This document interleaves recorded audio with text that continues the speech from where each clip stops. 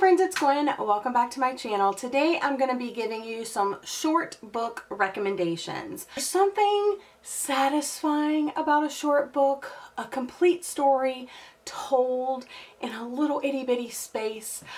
Typically the books that I read are between 350 to 400 pages, 380, 360, something like that. But I consider a short book a little bit less than 300, like 250, 275. That's what I consider a short book. I'm gonna go ahead and jump into my recommendations, and then I also have some books that I want to show you from my TBR that I might do in like a reading vlog. I thought maybe a short book reading vlog might be fun, so let me know if that's something that you would be interested in seeing. But then maybe by the end of the year, like in November, when people are trying to like do their Goodreads challenge, like November, December time, I can recommend some more to you. I'm gonna say I'm not giving you a full synopsis of these stories. If you're interested in that, you can definitely look them up on Goodreads, but I'm gonna give you just like a few buzzwords to kind of get your mind thinking if this is something that you would be interested in reading. So the very first book that I'm going to recommend is my favorite book of all time, and that is The Giver by Lois Lowry.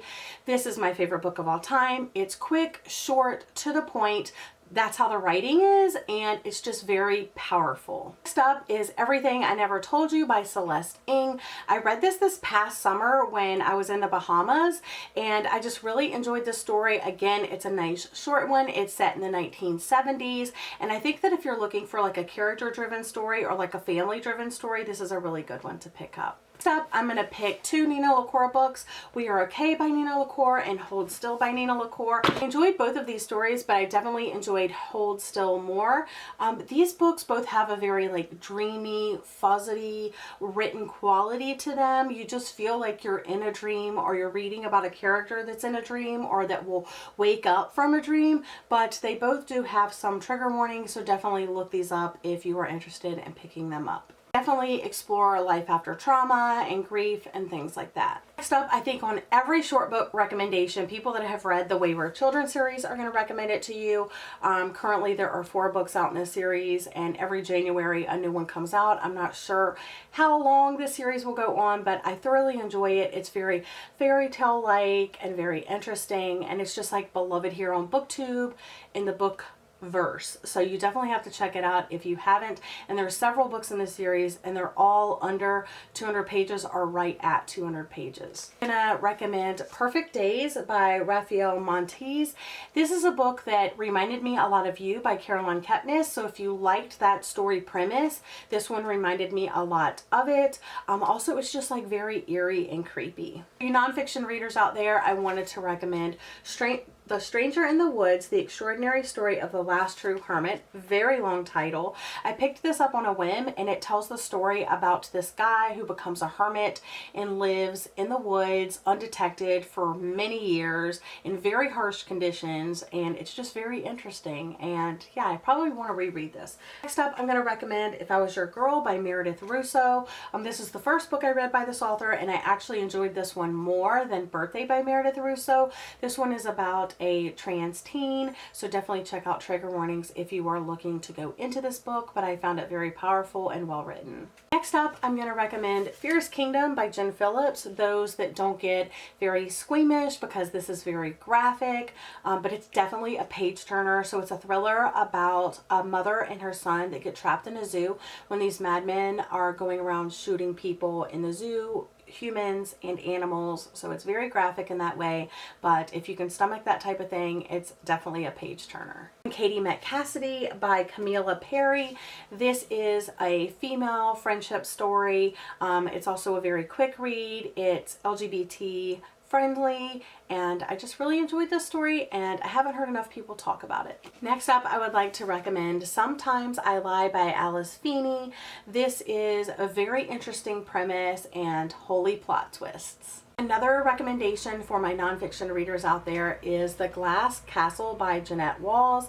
I read this last summer during what's it called? Not Booktubeathon anymore. It's called The Reading Rush.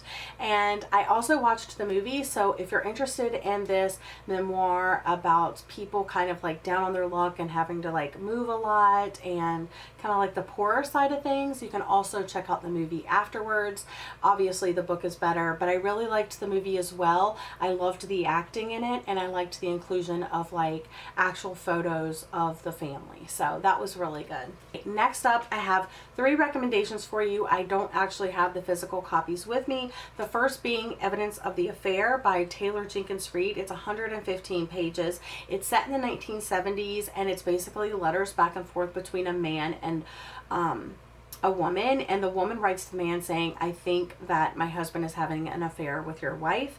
And so it's a short story, it's an affair story, and it's totally letters back and forth between the 2 characters. The next book that I'm going to recommend to you is I'm Thinking of Ending Things. I believe the author is Ian Thomas, but I'm not 100% sure. I'll have the book cover right here for you, but this is a book that definitely makes you think. It's kind of an isolation story, and it's definitely eerie. The last book that I'm going to recommend to you is Wink Poppy Midnight, which is whimsical. It's a tad confusing, but it's a wild ride. Those are my recommendations. Like I said, they're quick and to the point.